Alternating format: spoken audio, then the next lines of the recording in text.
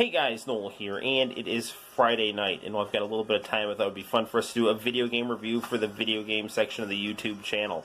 Tonight we are going to be reviewing a very nice game for the Sega Dreamcast, one of my favorite mangas and animes. It is JOJO's Bizarre Adventure. This is a very nice Darkstalkers, Marvel superheroes style adaptation of the Stardust Crusaders arc of JoJo's Bizarre Adventure. And while we're at this review, I thought it'd be kind of cool just to show off this Ultra Jump that I own that has the 7th JoJo arc Steel Ball Run in it, so this is just a pretty kind of cool thing to show. So without further ado, let's get down to playing some one-on-one Capcom fighting action here with JoJo's Bizarre Adventure. So I'm going to hit the lights, and we'll get down to some fun right now. Ooh, it's Vanilla Ice.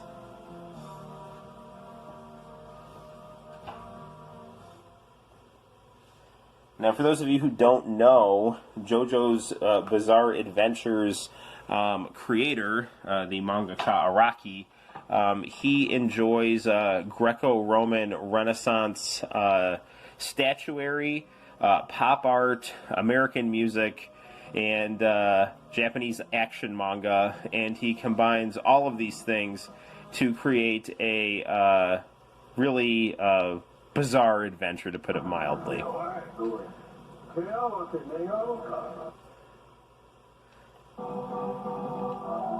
So we are going to hit start right here.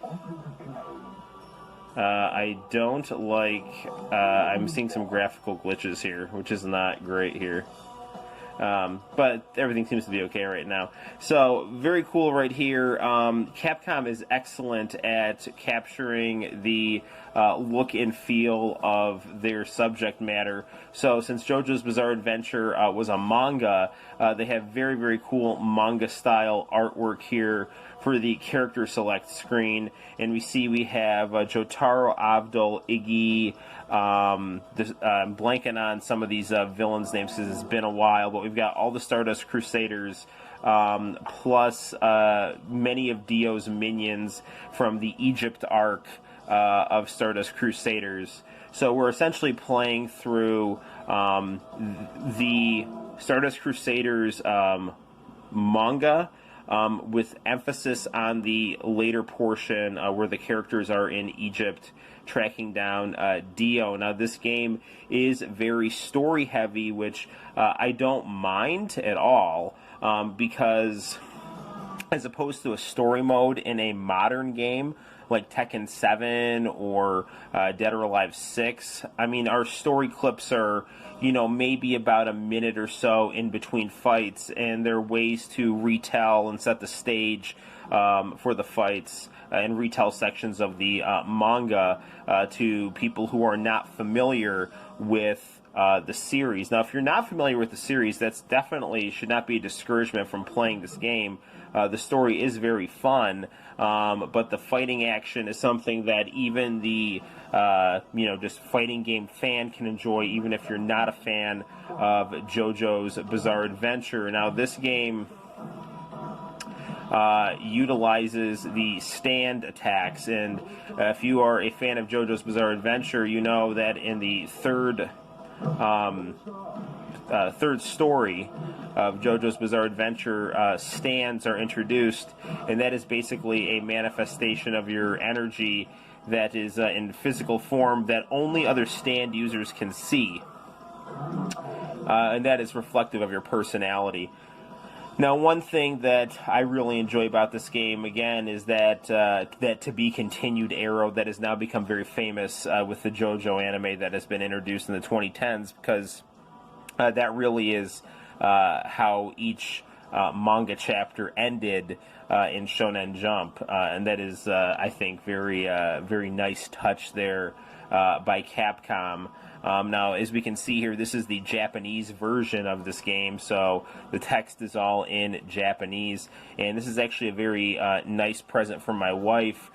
She got a copy of this game that can play through a VGA monitor, because this game normally does not allow you to play on a VGA monitor, but through a nice Etsy seller, my wife was able to buy this nice version of this game here. So now we're going to fight Kakyoin here, JoJo's classmate that is possessed by Dio. And if I want to do my super move, it's like a Marvel vs. Capcom style super move, where I'm hitting the Hadouken motion and the punch and kick button at the same time. If I want to call out my stand, I just hit A. And the other cool thing about this here is that whereas other games had a blocking meter, this game has a stand meter.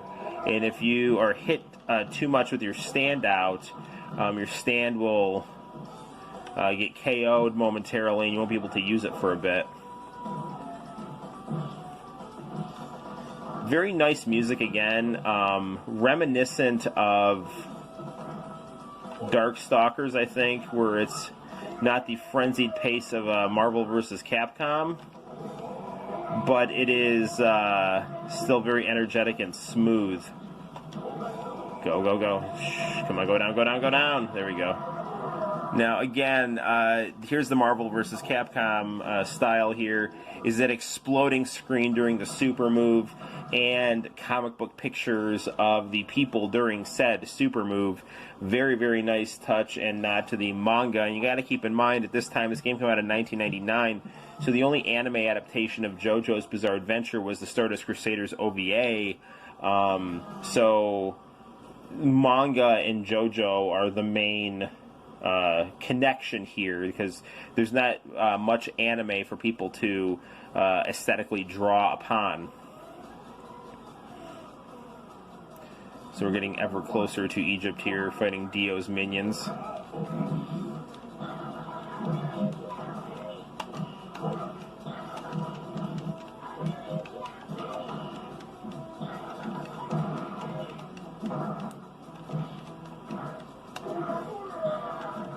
So we've got Star Platinum out here just doing his thing.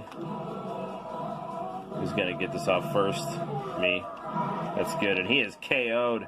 Now, I think next we're going to fight Noodle, which is going to be a gigantic pain in the neck. And that's essentially a special stage-style fight where you have to dodge all of Noodle's, killer water traps. Because if you watched the anime or read the manga, you know that this character is a blind stand user, follower of Dio's, who tries to assassinate the Stardust Crusaders in the desert with killer water. So rather than water saving you in the desert, it will, in fact, it will end your life. So Iggy's going to get introduced right here, but for the purposes of this review and brevity, we'll skip that. So what we have to do is we've got to get to Noodle. Now, Noodle is not much for withstanding attacks, but he is definitely one for, getting under your skin and being a huge threat here. And we're going to see that right now. If we look in the corner here, we see I'm the blue dot, and he's the red dot, so...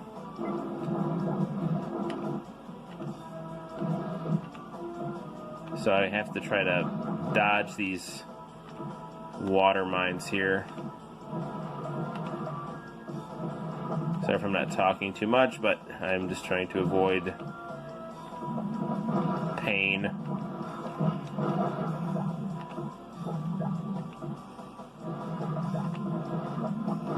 Oof, I'm so close. Don't start messing up now, Noel. Oh, come on. Trying to, follow the shadows of these things and then dodge the water in the split second.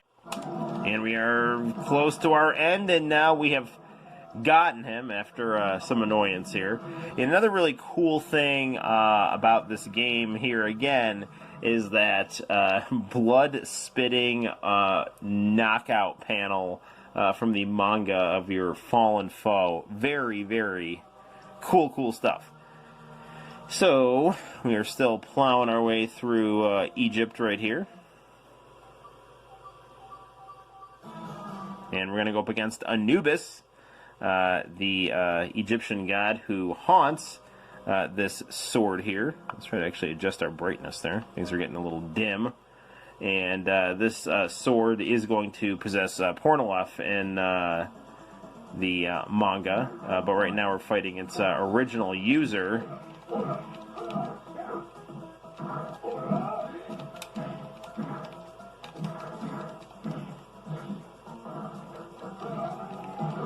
Yikes.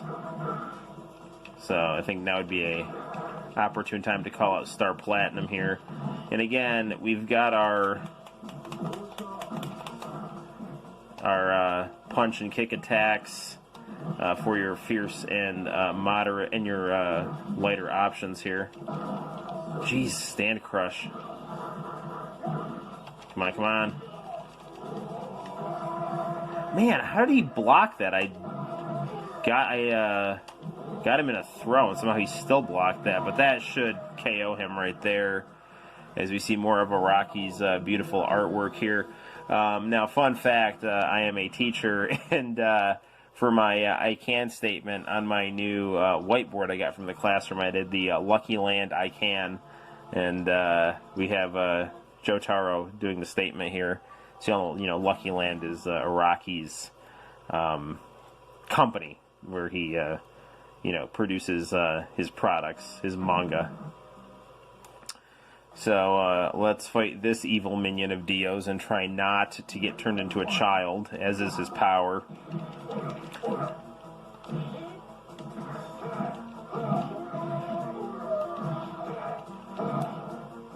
So far, so good.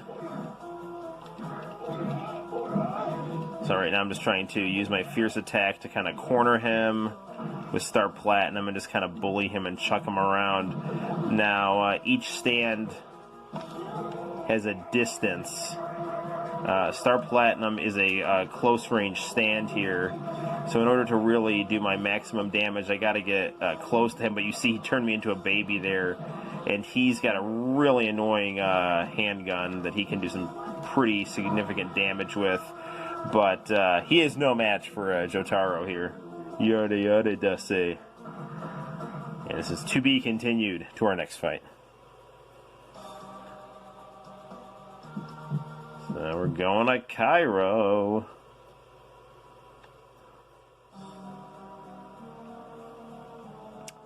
And we are getting closer to Dio here, and if memory serves me correctly, our next fight is going to be with Vanilla Ice, who is a very annoying character. And there's Dio's mansion.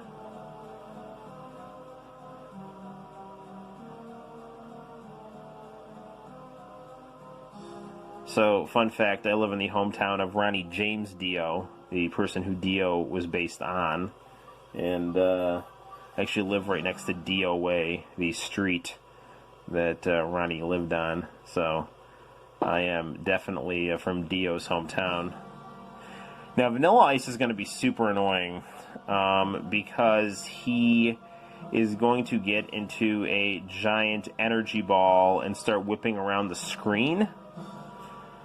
And he's going to be a very tricky target that can deal some significant damage. So I'm going to pull out Star Platinum right away here and just try to create a difficult target for him to hit. And then, you know, when I see him, just try to unload as best I can. So he broke my stand, so I'm going to have to put Star Platinum away for a bit here. And you can see he's dealing really heavy damage to me when he connects with that thing. And it's not, you can't even really you can't. Now, the tricky thing about, Vanilla Ice is he fights in a pattern that if you can figure out, he's somewhat manageable. If I can... There we go. Got him. His attack patterns are predictable, but his damage is devastating. So, good luck. Now, the thing with Vanilla Ice is he's a vampire.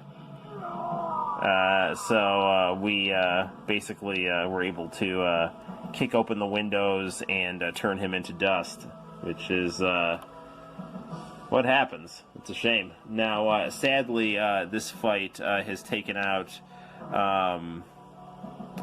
Abdul and Iggy. So now we're going to be in a situation where we have to take our remaining party members, get one of Dio's minions, and have him bring us to the big boss before we find out the terrifying secret of Dio's stand, Zaworldo. So we're at Dio's coffin here. And we're going to open the coffin and see who's in it. And it's the guy who just opened the coffin. Because Dio just stopped time. During the time stop, he killed the traitor, threw him in the coffin, and now we're panicking and getting the hell out of here because, you know, we don't know what we're up against. And there's Dio. The big boss. So we are going to go up against the world.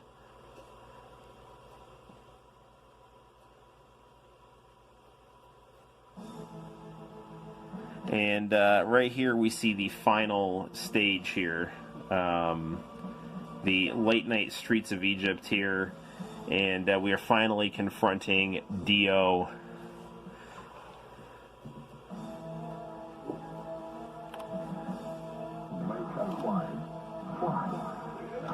And since Dio has the body of Jonathan Joestar, the stand he wields is similar to Jotaro's, who's the descendant of Jonathan Joestar.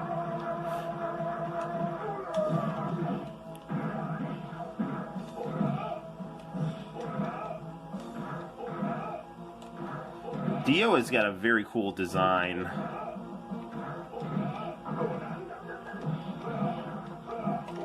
Go down, come on, come on. Go down, go down. Star Platinum. So now Dio is in a panic, going to take the blood of the unconscious Joseph Joestar. And since Joseph is crazy powerful, he is the main character in Battle Tendency, the previous JOJO story. He's going to be crazy powerful, Dio. I like Dio's heart knee pads. Good stuff.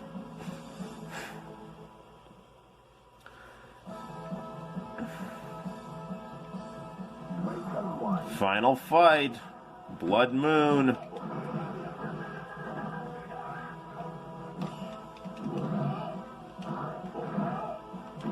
Orda.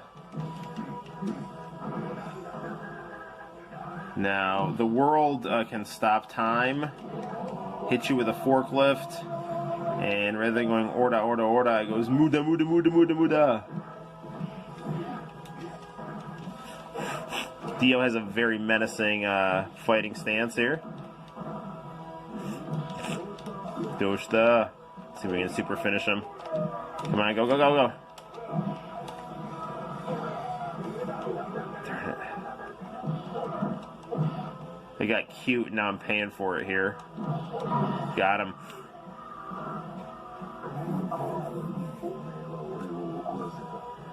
Alright, so we have beaten JoJo's Bizarre Adventure. And now, let's put our controller down and enjoy our ending here. See, the thing that Dio did that made him lose was he pissed off Jotaro. That's why Dio lost. And thanks to a blood transfusion from Dio's vampire blood, Joseph is revived. And now we have these soothing, happy sounds here, which come from Capcom's legendary synthesizers. And we see our fallen comrades in the sky who, if it wasn't for their sacrifices and insights, we never would have been able to beat Dio, because it was Kakyoin who figured out that Dio could stop time and destroyed the clock so that Joseph could see what was going on and then relay the message to Jotaro. And then Jotaro began to realize that he could also stop time, since his stand and Dio's stand were similar, and so he could actually stop time within Dio's time stop, thus allowing him to ultimately fell Dio. Pornolov is such a cool character, and so Joseph is my favorite JoJo. Jotaro is awesome though too. These three here are just like some of the coolest characters in anything. And there's Jotaro's mom, who is, not dying anymore, which is good stuff. And again, this closing credits is right out of Darkstalkers here. So let's actually watch them, because they're too good not to watch.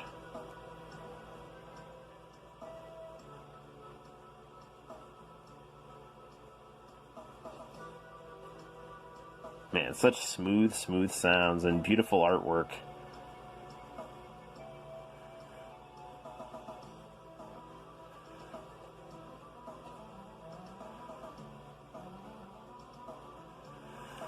See, the artwork style of JoJo's Bizarre Adventure is very interesting, because it starts off looking a lot like Fist of the North Star, and then it just starts looking more and more like Greco-Roman statues wearing makeup and crazy clothes. And it's not, I mean, it's a very unique and beautiful art style.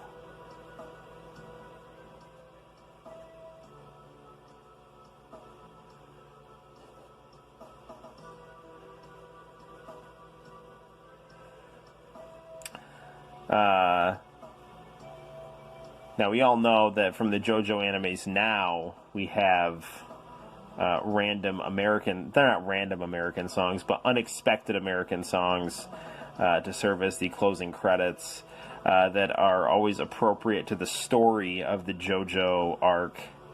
So there's the High Priestess right there.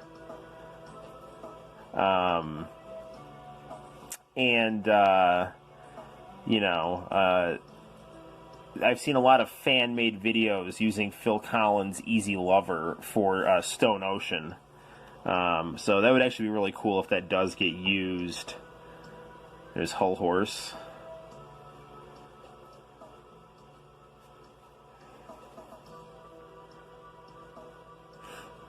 And there's Vanilla Ice.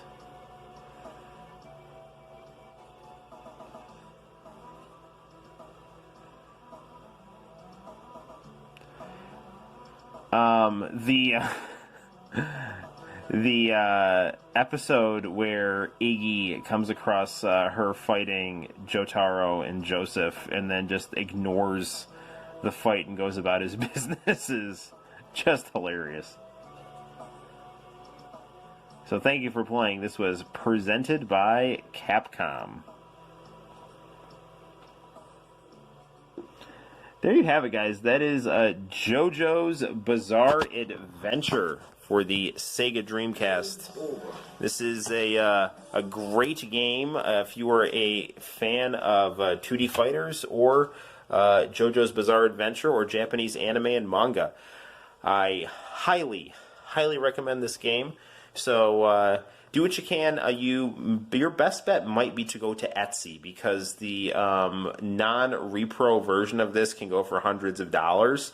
So if you want a more affordable option, go to Etsy and see what you can find.